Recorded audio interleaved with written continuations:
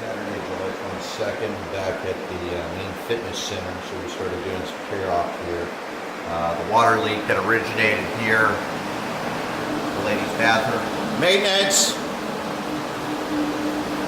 See, we've got multiple blowers set up. Again, it just started underneath here and got underneath these walls. So we got multiple blowers here.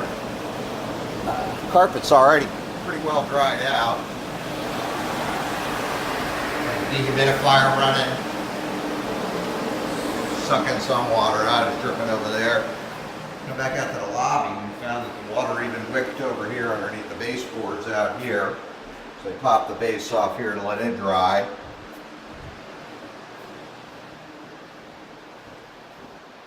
So they caught moisture readings going down the whole hallway.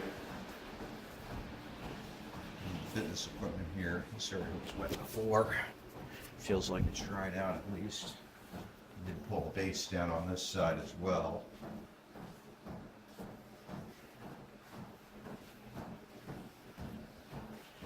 Coming around into the yoga room now, we can hear the guys knocking it out. How we doing? Got the first strip up. Oh yeah. So we got the middle of the floor torn up here. So you've already dried up in here some? I'm not seeing any standing water at least. This part ain't really, this ain't bad at all. It's over here. It's That's that corner is bad. it's that corner. It's actually still wet. Just walk on it, you can see it.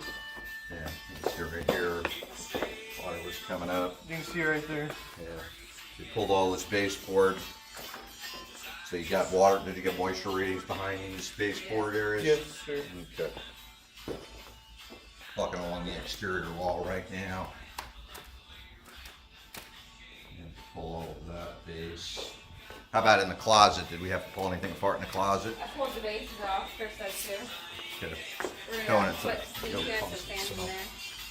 there.